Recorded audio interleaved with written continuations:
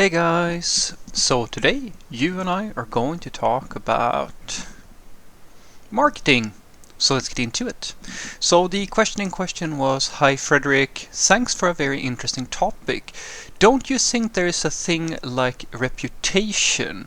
I bet most of the people using Axios use it because they've heard or seen something that they trust to use it." Yep, of course. Something that is very important for you to know, guys, is that marketing or reputation or promoting and so forth and so forth, this is happening in IT just as anywhere else. So it's actually one of the things that at least I use. I have a few factors that I usually look for when I'm dealing with evaluation of a profile, when you hire people or something like that. And one of the main factors that I look at is, of course, tooling knowledge, but also whether or not the candidate or the coworker, in many cases, or team member, depending on who I'm dealing with, what level of maturity do they have in the choices that they make? Because basically, one of the first things that happens when you become a mid-level or a little bit more of an experienced software developer is that you start feeling that there are better ways of doing things. And in many cases you are absolutely correct. But the thing is that the choices that you make at that level is usually not choices based on experience, or rather not extensive experience. They are based on, in many cases, they are based on very limited experience. Let me sort of walk you through it. So when you start as a junior software developer, one of the first things is to just learn how to use a tool, and you're very limited in the scope of what you can actually do, and most of the time you're just trying to get the code to work.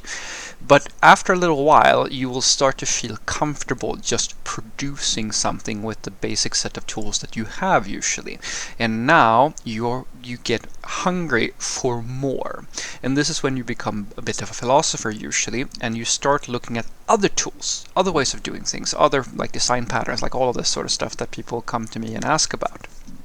And what happens is that becomes the focus for you. It becomes the goal to find a better way of doing something arbitrary. And the thing that has yet not happened, due to the fact that you have not had enough exposure to this, because when you start, you're basically just trying to make the software work, and your learnings will be all down to, can I just ship this thing and actually make this, learn those basics so that I can ship some code right. But the next step for you to learn is basically what happens when you make the wrong choices. Because in the beginning of things, it's not really, to take the analogy to a child learning how to speak. In the beginning of things, your focus is just to make words. That's the only thing, so you can be understood somehow. But you don't really get to learn what correct sentence structure or grammar or anything like that, what that is all about, until you have advanced past the stage of just basic communication. You're simply going through the next phase of your learning. And the next phase is, as I said, that you are going to find all these other cool ways of doing things. You're going to go out on the tech talks, you're going to read articles or newsletters or things like that.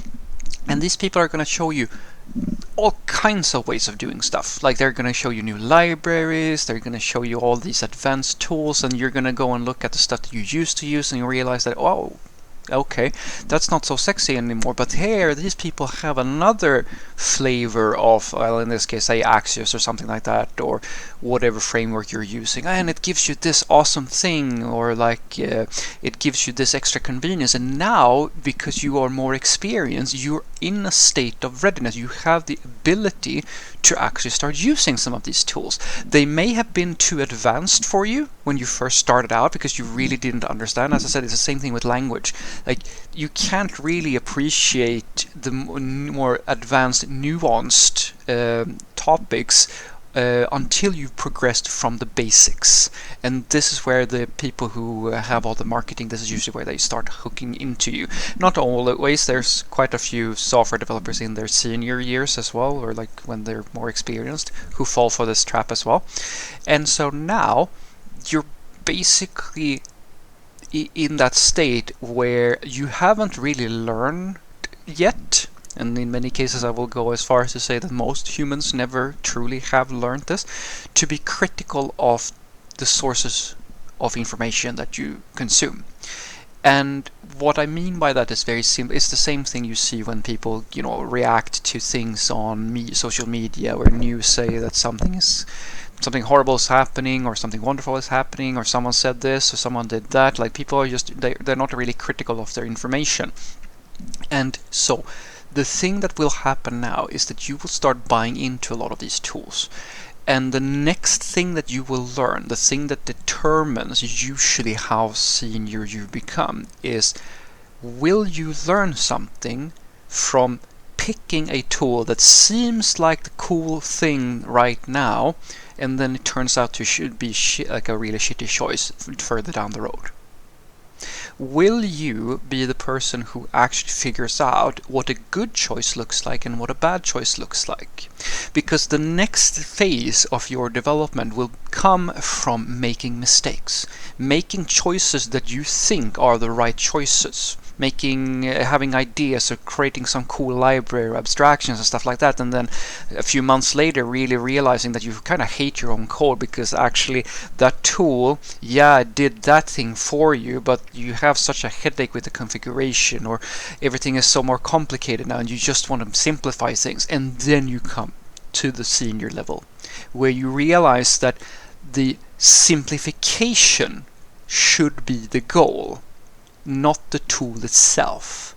And this is the thing that, like, the marketing people and like the people who are selling you different services and stuff like that, they're trying to get you to buy something with the idea that it should simplify things and it should make everything better and so forth and so forth. But the reality is that very rarely will you find that the latest and the trendiest, coolest tool with all the bells and the whistles are bringing you something that actually does that for you. And when you reach the really truly master level of seniority, you will find that you can look at through a whole tech talk, a whole presentation about this amazing tool and so forth, and you kind of go, why would I do that? I could just write a class in 50 lines of code that does 80% of this. So what I want you to take away from this is that you should absolutely be aware of that that marketing and trends and so forth is a real thing. It's a real thing. There are people who definitely work as people who are trying to promote software development tools and this sort of stuff. I mean, even me, guys, I've had people who've sent me emails to me and like asked if I would be open to promoting one of their tools or testing it out on my little channel here. And I promise you guys, they bigger channels and like everything, they have tons of these different deals with sponsored content and stuff like that, because software, just as any product, guys, has marketing people as well. And of course, they're going to want you to buy into their ideas. And as I said, it's very likely that you will see more than once throughout your career companies or organizations or other developers who just sort of buy into a tool. And the key element here is, as I've said before, guys, the thing that, because tools are not bad just because somebody's marketing them, the thing that has to happen, which is the thing that always has to happen, is that you as the consumer, you have to have enough meat on your bones and you have to have enough experience and knowledge to know whether or not this thing is actually all that useful to you. I promise you guys, you will be shocked at how many, especially larger companies, who have like department heads and architects and all these sorts of people who very, very often, like, they invest like in licenses that cost millions every year.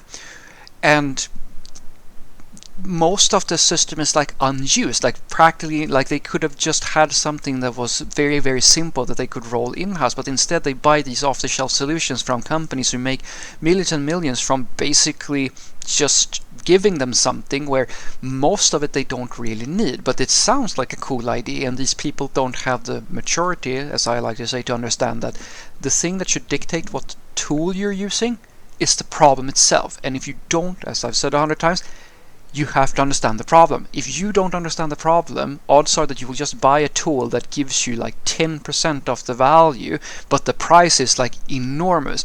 And as a budding, like soon to be master level programmer that you're all going to be, I hope, or I think, if you just try too hard enough, what you should remember is that this is inevitable. You will fall for this. You will definitely start making these sorts of choices that seem like a good idea. If it's not a tool that you're buying or using a framework or something like that, it's going to be when you're using design patterns or using more advanced techniques or so forth and so forth. And you will learn through that, the pain of maintaining that and all the fallout that comes from that, how to simplify your code. And this is when you become the pragmatic master, when you realize that yes, there's a million ways to do these sorts of things and there's a lot of cool ways of doing it, but the simple choice that will be most sustainable will be this. And sometimes that's buying a tool or using an open source library, and sometimes you're literally going to be able to solve this gigantic problem that everybody claims is impossible in 2 or 3 functions. Have a great day.